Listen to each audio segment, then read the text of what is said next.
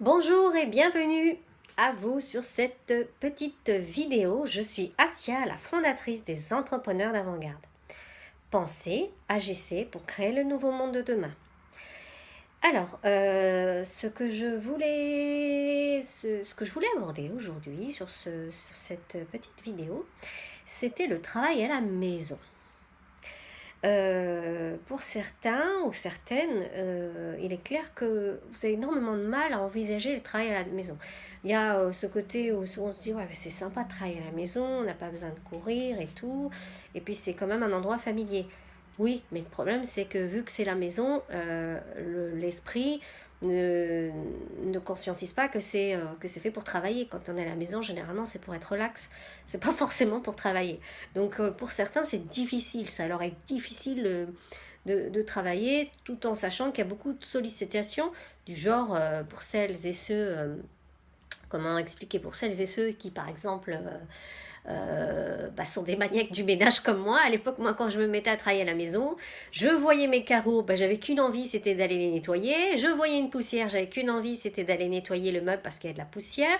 Enfin bref, et du coup, tu dévies. Et au lieu d'aller directement attaquer ton travail, tu perds ton temps à faire le ménage. Et puis, ta durée de travail n'est pas forcément...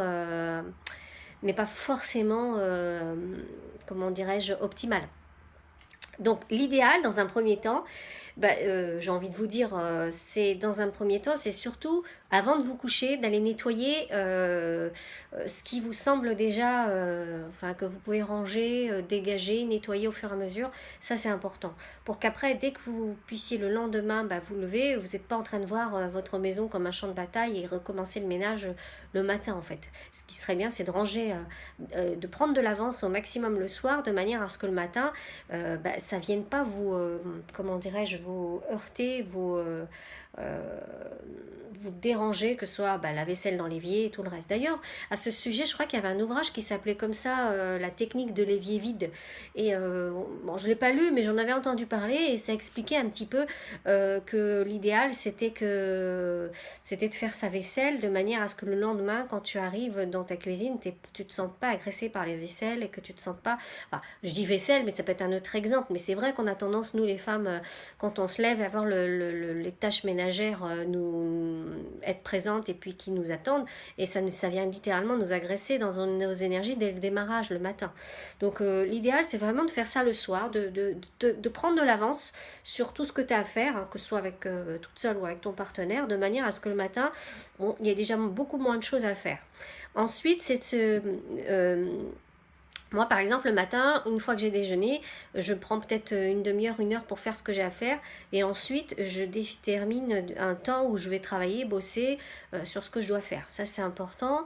Et puis, je déroge pas. Même si je vois qu'il me manque l'aspirateur, la poussière et tout le reste, je reste focus sur mon travail parce que c'est le plus important. Donc, je me discipline. Après, la deuxième chose, c'est aussi de ranger son bureau. Parce que si ton bureau est un foutoir, excuse-moi l'expression, c'est sûr que tu vas être moins motivé pour pouvoir travailler. Personne n'aime travailler dans un bureau où les documents ne sont pas rangés. Donc plus tu t'amuses à ranger ton bureau, plus la clarté va se faire, mais la clarté va aussi se faire dans ton esprit. Donc c'est important que chaque dossier soit classé. C'est important que tu puisses faire une planification, c'est-à-dire que le dimanche soir, tu planifies toutes les tâches que tu as à faire, toutes les actions que tu dois mener dans la semaine, et que chaque semaine, le dimanche soir, tu prends ton heure de pouvoir, ça s'appelle comme ça, et tu planifies tes actions que tu dois faire dans la semaine, et tu planifies de manière à ce que tu ne sois pas une âme qui erre en peine comme ça, et tiens, j'ai une heure, qu'est-ce que je vais faire, et je prends plus d'une demi-heure à savoir ce que je vais faire. Voilà. Donc la deuxième chose, c'est ça. Ensuite, la troisième, c'est que si vraiment tu as énormément de mal à trouver l'énergie et l'entrain à travailler à la maison, parce que les gens sont à la maison, ils te respectent pas, que c'est pas calme, ou parce que il y a des gens qui ont du mal, n'hésite pas à opter pour les coworking, donc ou les pépinières d'entreprise, où tu peux louer un bureau avec plusieurs autres entrepreneurs, donc et puis vous pouvez avoir une secrétaire, le secrétariat téléphonique, l'imprimante, l'accès à des salles de réunion pour des prix vraiment petits, puis c'est pour un démarrage, ça peut être intéressant. Donc tu peux opter pour ce petit type de bureau, tout en sachant qu'on, le fait de voir d'autres personnes bosser sur leur projet, ça peut te motiver aussi pour pouvoir bosser toi aussi et trouver l'énergie et l'entrain. Mais j'ai envie de te dire que, allez, la quatrième chose que je voudrais te dire, c'est qu'il faut ajuster ton mindset. Si tu as énormément de mal à te mettre au boulot, c'est que quelque part, c'est pas une question d'environnement, ou de bureau, ou de maison, ou de coworking. C'est que c'est ton mindset, il n'est pas encore ajusté et tu ne sais pas la raison pour laquelle tu fais tout ça. En fait, c'est juste ça, il faut que tu puisses répondre à ça. C'est quelle est la raison pour laquelle je veux absolument travailler en tant qu'indépendante, en tant que freelancer. Qu'est-ce qui fait que voilà, ça m'anime et que je ne veux pas une autre forme de travail.